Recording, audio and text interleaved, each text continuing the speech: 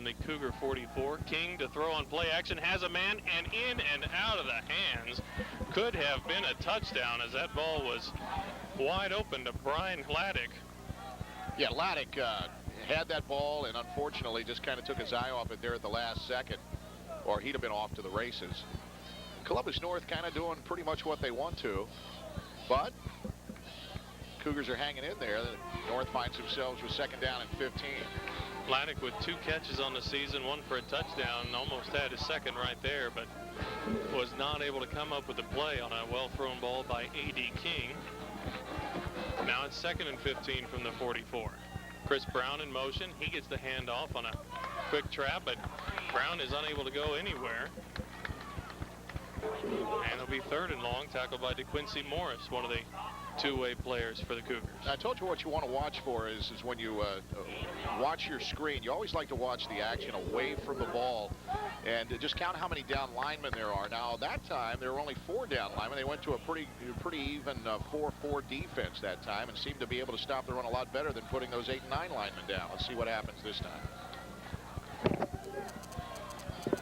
3rd and long for Columbus North. King to throw on a straight drop back. Now tucks it, tries to run, finds some room, approaches the 1st down marker and has it, knocked out of bounds at the 20. It was a nice hit by Kevin Clark, a junior strong safety, but not until King gains 18 yards and has a 1st down for the Bulldogs. Jordan Enziger was there as well. They kind of hit them both twice. Now, you also saw on that play the footing problem. The Cougars had him. Now, you're going to see it right here. He's going to come out of the body. He sees an opening. He's going to take it. Now, watch as he makes the cut there. You see about 2 or 3 Cougars that could have tackled him, losing his footing. And King did a nice job of keeping his footing on that cut.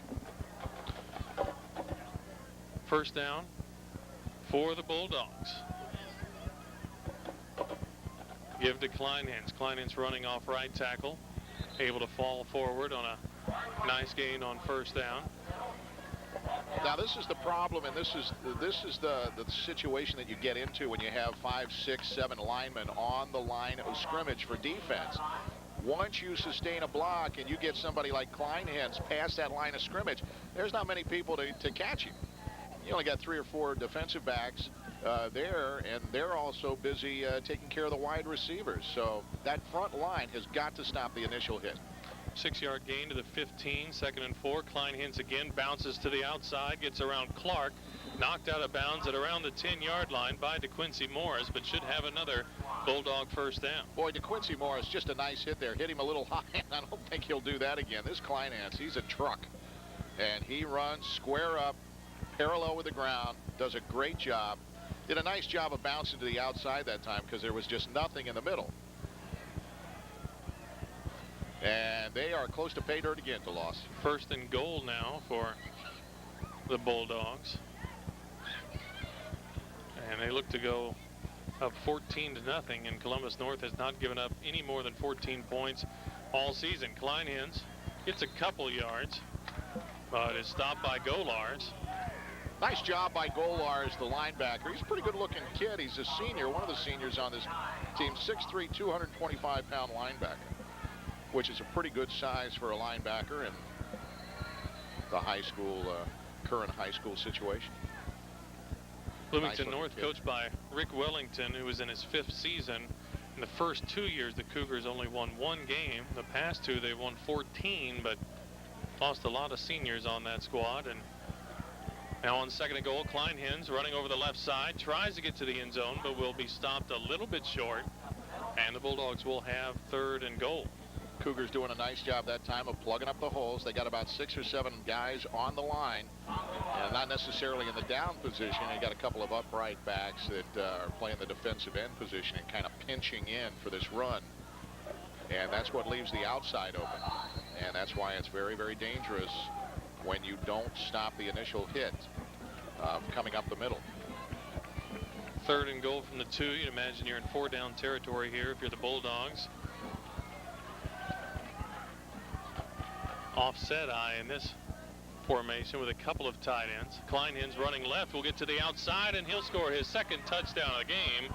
And Columbus North now leads 13-0 with 3:40 to play in the first. Just running to the strong side of the field in that big offensive line. You see two big houses right there. Number 77 for Columbus. That's Alex Day, 5'11", 270 pounds.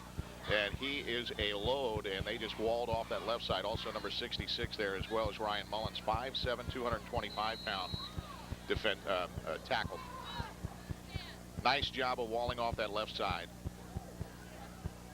Eric Robbins, low snap that is handled very well by the holder, and the kick is good. Good job by Daniel Edelman to control that. And two-yard runs by Orrin Kleinhans have given the Bulldogs a 14-point lead with 3:40 to play in the first. Now watch the left side of this line. They're just going to wall off the right side of this defense. Great job of blocking and walling off. And when you only need 2 yards and you got Kleinhans back there, that's all you need to do is just sustain that for a couple of seconds. Nice job by the Bulldogs offensive line, the left side of that line.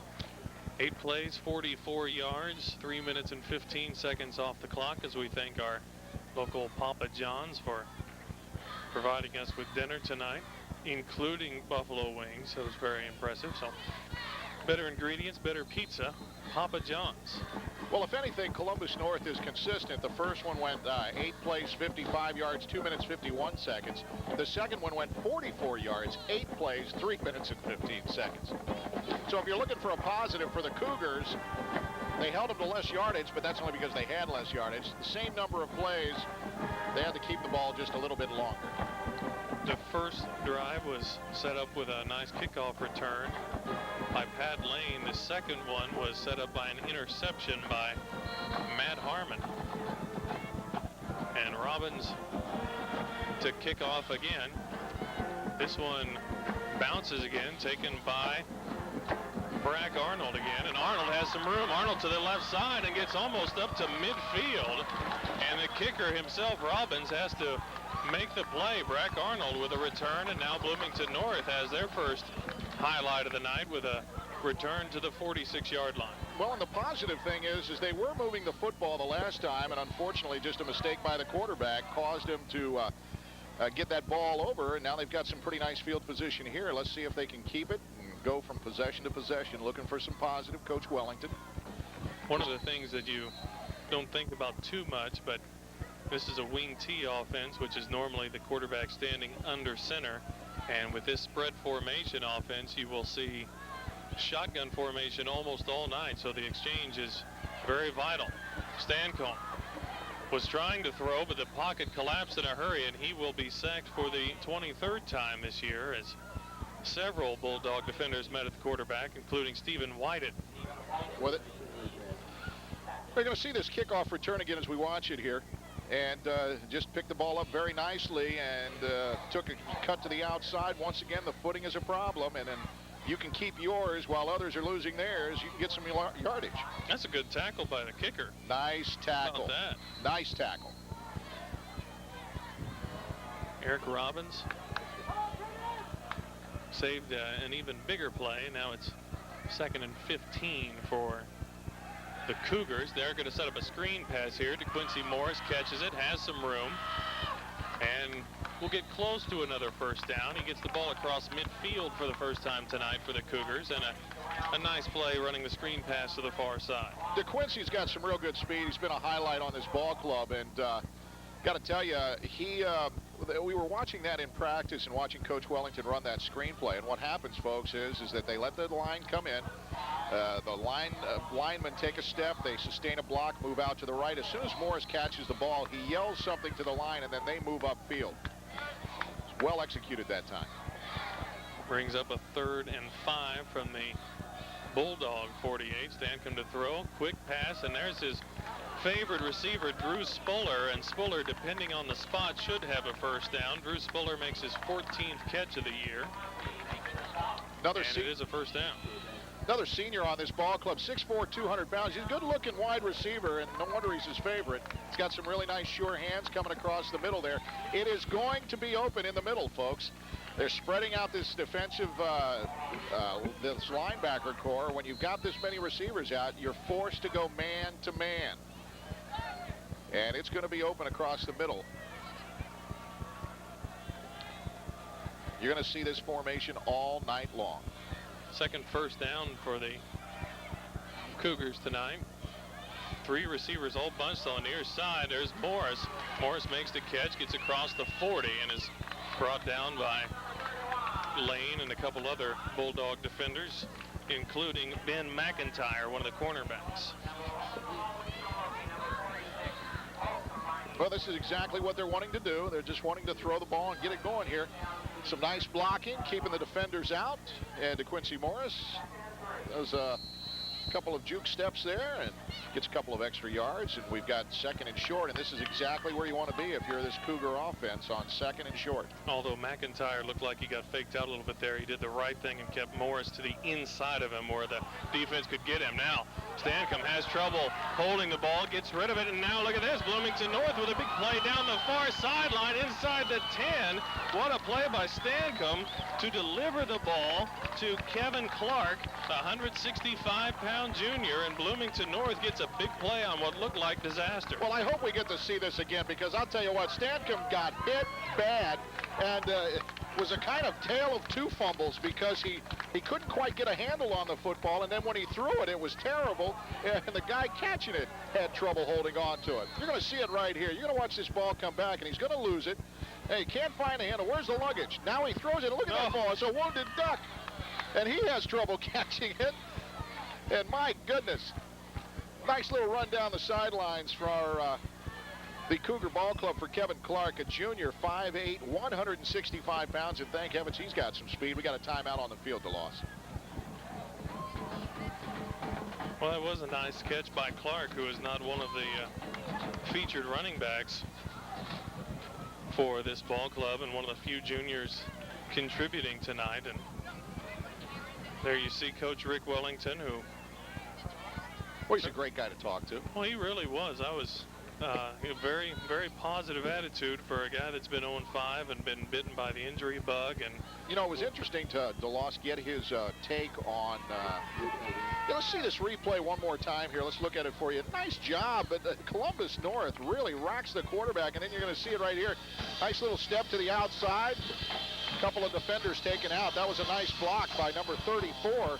That was Elliott Jordan, a senior, 5'10", 165 pounds, who walled off a couple of the defensive backs, Eric Bell and also Pat Lane. Got their feet tangled up. We're back to the offense, DeLoss.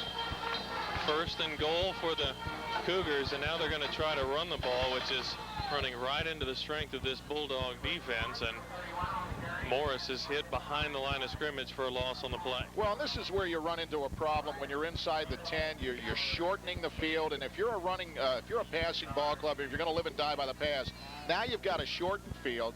Now you've got some defensive backs that can play a little zone. They don't have a lot of pressure because they can see their guy and run to the ball. And then you're forced to kind of run it a little bit. And this is tough against this team that's only given up 27 yards the whole 5 games to loss. 3 running backs in the backfield, but Stancomb looks to throw into Drew, and it's incomplete. Intended for Drew Spuller, who has caught 1 ball on the drive, and he was the only man that could have got to that ball, but just a little bit overthrown. Well, you're going to see it's a timing pattern, and all he does is he's just going to go to the corner. You're going to see it right here. It's just a timing pattern. He doesn't even look yet, and now he's looking. That ball was just a little overthrown. Matt Harmon, who had the interception on Bloomington North's opening drive, providing coverage, and although overthrown, still a pretty well thrown ball because the defender has no chance of making a big play. Well, now they're in, got a little pressure here. I don't know how their kicking game is. 3rd and goal from the 5-yard line. Same formation as before. They'll run a sweep, and Morris loses the handle. He is able to recover, and he makes the recovery behind the 10-yard line. So now you have 4th and goal from about the 11, and that will run out the first quarter of play. So Bloomington North showing some spark here, but on the scoreboard, the first quarter belongs to Columbus North. 2 touchdown runs by Orrin Kleinhans give the Bulldogs a 14-0 lead on the Indiana Cable Network.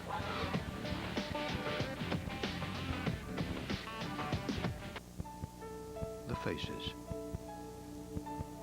Lauren Larson. Rich Ramirez.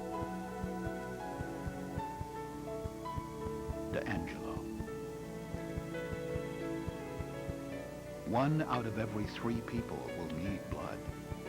And you never know when